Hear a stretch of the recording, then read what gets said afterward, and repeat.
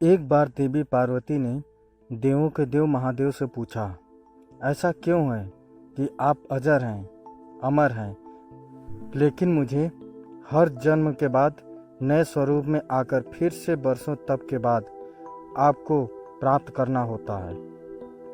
जब मुझे आपको पाना है तो मेरी तपस्या और इतनी कठिन परीक्षा क्यों? आपके कंठ में पड़ी नरमुंड माला और अमर होने के रहस्य क्या हैं? महादेव ने पहले तो देवी पार्वती के उन सवालों का जवाब देना उचित नहीं समझा, लेकिन पत्नी हट के कारण कुछ गूढ़ रहस्य उन्हें बताने पड़े। शिव महापुराण में मृत्यु से लेकर अजर अमर तक के कई प्रसंग हैं, जिनमें एक साधना से जुड़ी अमर कथा बड़ी रोचक है, जिसे भक्तजन अमृत की कथा के रूप में जानते हैं। हर वर्ष हिम के आलय हिमालय में अमरनाथ, कैलाश और मानसरोवर तीर्थ स्थलों में लाखों श्रद्धालु पहुंचते हैं, सैकड़ों किलोमीटर की पैदल यात्रा करते हैं। क्यों? यह विश्वास यूं ही नहीं उपजा। शिव के प्रिय अधिक मास अथवा आषाढ़ पूर्णिमा से श्रावण मास तक की पूर्णिमा के बीच अमरनाथ की यात्रा भक्तों को खुद से जुड़े रहस्यों के कारण और प्रासंगिक लगती है। पौराणिक मान्यताओं के अनुसार अमरनाथ की गुफा ही वह स्थान है जहां भगवान शिव ने पार्वती को अमर होने के गुप्त रहस्य बतलाए थे। उस दौरान उन दो ज्योतियों के अलावा तीसरा वहां कोई प्राणी नहीं था, ना महादेव का नंदी और ना ही उनका नाग, ना सिर पे गंगा और ना ही गणपति कार्तिकेय। महादेव ने गुप्त स्थान की तलाश में अपने वाहन नंदी को सबसे पहले छोड़ा। नंदी जिस जगह पर छूटा उसे ही पहलगाम कहा जाने लगा। अमरनाथ यात्रा यहीं से शुरू होती है।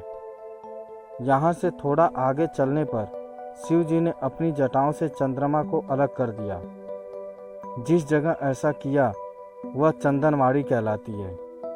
इसके बाद गंगा जी को पंचतरणी में और कांठाभूषण सड़कों को शेषनाग पर छोड़ दिया। इस प्रकार इस पड़ाव का नाम शेषनाग पड़ा। अगले पड़ाव पर गणेश छूटे। अमरनाथ यात्रा में पहलगाम के बाद अगला पड़ाव है गणेश टाप। मान्यता है कि इसी स्थान पर महादेव ने पुत्र गणेश को छोड़ा। इस जगह को महागुणा का पर्वत भी कहते हैं। इसके बाद महादेव ने जहाँ पिस्सू नामक कीड़े को त्यागा वह जगह पिस्सू घाटी है और शुरू हुई शिव पार्वती की कथा। इस प्रकार महादेव ने अपने पीछे जीवनदायिनी पांचों तत्वों को स्वयं से अलग किया।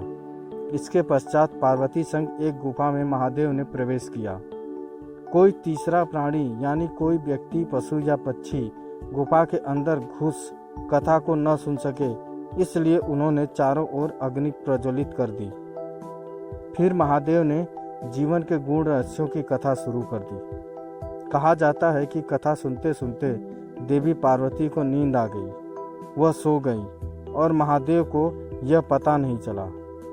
वह सुनाते रहे। यह कथा इस समय दो सफ़ेद कबूतर सुन रहे थे और बीच बीच में गूं गूं की आवाज़ निकाल रहे थे। महादेव को लगा कि पार्वती मुझे सुन रही हैं और बीच बीच में हुंकार भर रही हैं। चूँकि वैसे भी भोले अपने में मग्न थे तो सुनाने के अलावा ध्यान कबूतरों पर नहीं गया।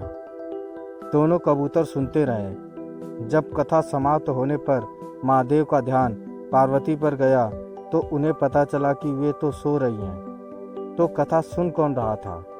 उनकी दृष्टि तब दो कबूतरों पर पड़ी तो महादेव को क्रोध आ गया। वहीं कबूतर का जोड़ा उनकी शरण में आ गया और बोला, भगवान, हमने आपसे अमर कथा सुनी है। यदि आप हमें मार देंगे तो यह कथा झूठी हो जाएगी। हमें पथ प्रदान करें। इस पर महादेव ने उन्हें वरदान दिया कि तुम सदैव इस स्थान पर शिव व पार्वती के प्रतीक चिन्ह में निवास करोगे। अतः कबूतर का यह जोड़ा अमर हो गया और यह गुफा अमर कथा की साक्षी हो गई। इस तरह इस स्थान का नाम अमरनाथ पड़ गया। मान्यता है कि आज भी इन 2 कबूतरों के दर्शन भक्तों को होते हैं। अमरनाथ गुफा में यह भी प्रकृति का ही चमत्कार है कि शिव की पूजा वाले विशेष दिनों में बर्फ के शिवलिंग अपना आकार ले लेते हैं। यहाँ मौजूद शिवलिंग किसी आश्चर्य से कम नहीं है। पवित्र गुफा में एक और माँ पार्वती और श्री गणेश के अलग से बर्फ से निर्मित प्रतिरूपों के भी दर्शन किए जा सकते हैं।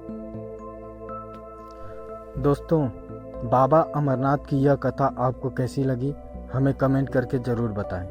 अगर अच्छी लगी तो शेयर करें, सब्सक्राइब करें और लाइक करें। धन्यवाद।